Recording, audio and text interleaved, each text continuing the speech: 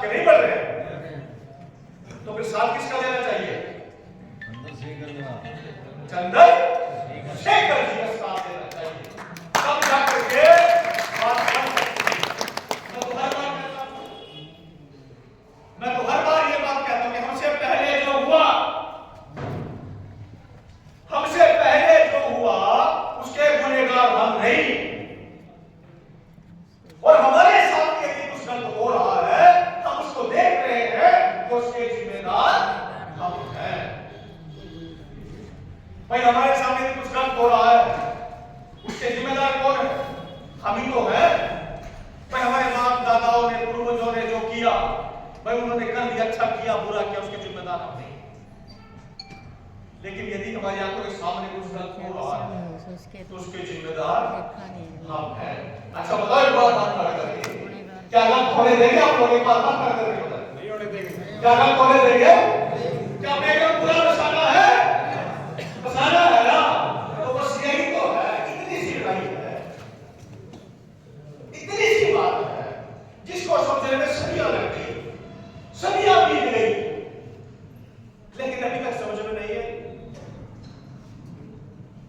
बस इतनी सी लड़ाई है। काशीराम जी भी चले गए। काशीराम जी ने बहुत बड़ा दुख त्याग कर दिया समाज में।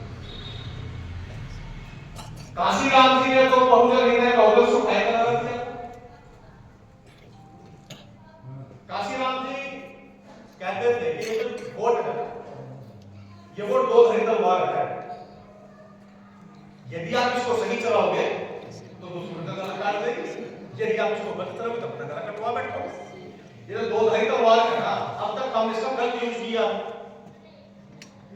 हमने क्या पा लिया इस देश में? 70-78 साल हो गए हैं ना, हमने क्या पा लिया? कुछ पाया है तो बताओ। यदि कुछ पाया है तो मजबूरी है सरकार की तरह। किसी सरकार ने नहीं दिया, उनकी मजबूरी है। ये प्रावधान बाबा साहब संविधान में कर करके गए, तब जाकर उनकी मजबूरी है। और यदि कोई सरकार कुछ देना चाहती तो पूरा का पूरा बैकग्राउंड खाली पड़ा है समाज का। भाई मास्टर जी, भाई सबसे ज्यादा राज तो कांग्रेस ने की है ना देश में। तो अगर कांग्रेस हमारा भला करती प्रभारी रामदेव जी तो वो बैकग्राउंड भरती। कांग्रेस के समय में कितना बैकग्राउंड खाली हो रहा है चेक करो गूगल पे। मैं तो झूठ बोल सकता हूं, लेकिन गूगल को बताएगा ना, तो आपने बताया झूठा हुआ आपने। पूरा का पूरा बैकग्राउंड खाली पड़ा है। अब ऊपर से बीजेपी आ गई। बीजेपी ने तो गड़ेगा कर दिया। तो हक मांगने से नहीं मिलते, हक को छीनने पड़ते हैं।